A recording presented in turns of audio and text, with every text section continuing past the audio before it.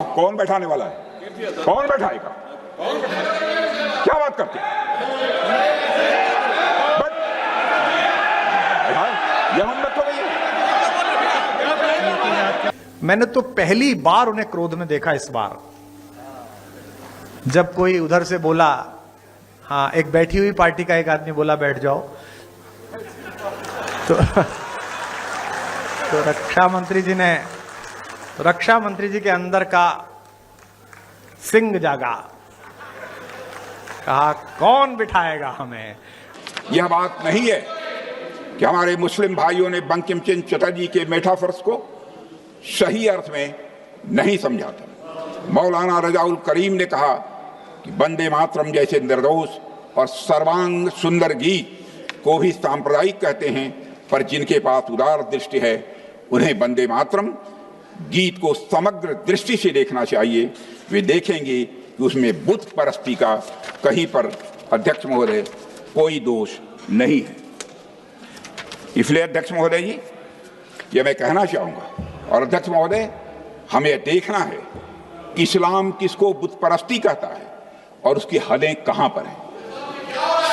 सच्चाई है कि भारतीय मुस्लिमों ने बंकिम चंद्र चटर्जी के भाव को, कौन बैठाने वाला है? कौन बैठाएगा? क्या बात करते हैं? यह हिम्मत हो गई। अध्यक्ष महोदय रोकिए। कौन बैठाएगा? हमारे भाई में भाई, हमारे साथी थे, हमारे साथी। अध्यक्ष महोदय, वंदे मातरम, प्लीज। अध्यक्ष महोदय, सच्चाई है। अध्यक्ष महोदय, संसद में कोई चाहे जो बोले, सच बोले, सत्य से थोड़ा परे भी बोले, लेकिन शोर शराबा नहीं मचाना चाहिए। खड़े होकर आप बाद में जब भी बोलने का अवसर मिले आप उसका प्रतिकार कर सकते हैं। संसद की मर्यादा है, सदैव मैंने इसका ध्यान रखा है महोदय। संसद यह मेरे बारे में कोई नहीं कहता, संसद की मर्यादा मैंने कभी नहीं तोड़ी। भारत के यशस्वी रक्षा मंत्री जी हैं और मेरे प्रति पिछले 3 दशकों से पुत्रवत स्नेह उनका रहा है, और मैंने सदैव नीरज जी को, नीरज भाई को, पंकज जी को सदा ये कहा कि जितना लाड़ तुम पर है उतना ही मुझ पर है उनका सदैव। और वही अटल जी की छवि उनमें दिखती है, अभिभावक की छवि दिखती है। किसी भी दल का व्यक्ति हो, राजनेता आजाद शत्रु होना चाहिए। जब आप सामने बैठे हुए व्यक्तियों को विरोधी की बजाय विपक्षी मानने लगते हैं तो संकट हो जाता है। मैंने तो पूरे लोकतांत्रिक जीवन में, विधानसभा में, राज्यसभा में भी आप इतनी कम आयु में रहे, मैंने तो पहली बार उन्हें क्रोध में देखा इस बार, जब कोई उधर से बोला, हाँ, एक बैठी हुई पार्टी का एक आदमी बोला बैठ जाओ, तो रक्षा मंत्री जी के अंदर का सिंह जागा, कहा कौन बिठाएगा हमें। तो पूरा सदन तालियों से गूंज उठा, तो एकदम आनंद जागृत हुआ।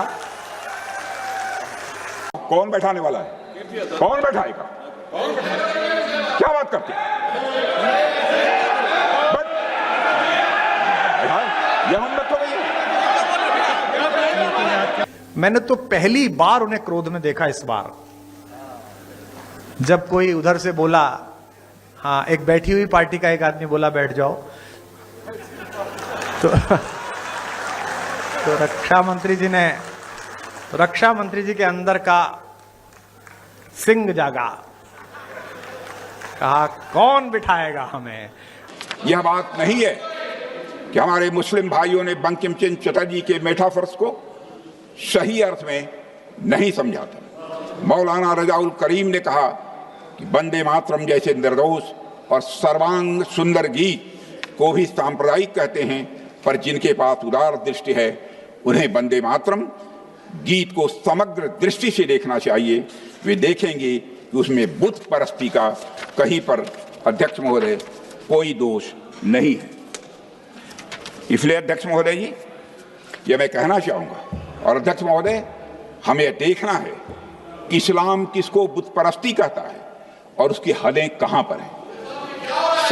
सच्चाई है कि भारतीय मुस्लिमों ने बंकिम चंद्र चटर्जी के भाव को कौन बैठाने वाला है?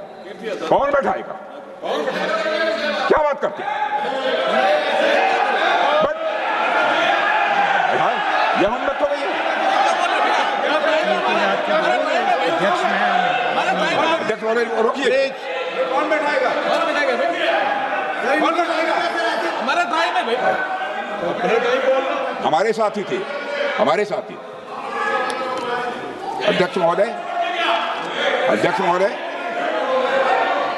Vande Mataram, please please please. अध्यक्ष महोदय, सच्चाई है।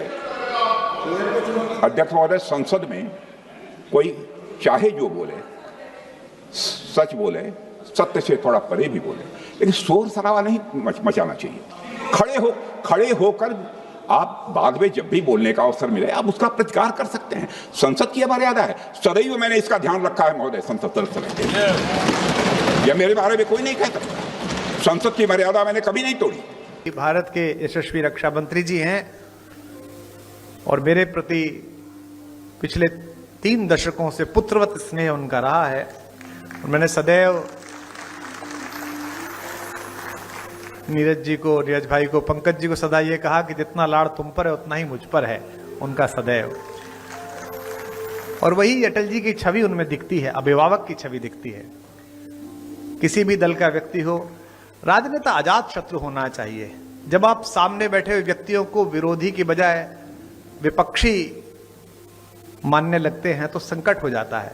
मैंने तो पूरे लोकतांत्रिक जीवन में, विधानसभा में, राज्यसभा में भी आप इतनी कम आयु में रहे, मैंने तो पहली बार उन्हें क्रोध में देखा। इस बार जब कोई उधर से बोला, हाँ, एक बैठी हुई पार्टी का एक आदमी बोला बैठ जाओ, तो रक्षा मंत्री जी के अंदर का सिंह जागा, कहा कौन बिठाएगा हमें। तो पूरा सदन तालियों से गूंज उठा, तो एकदम आनंद जागृत हुआ।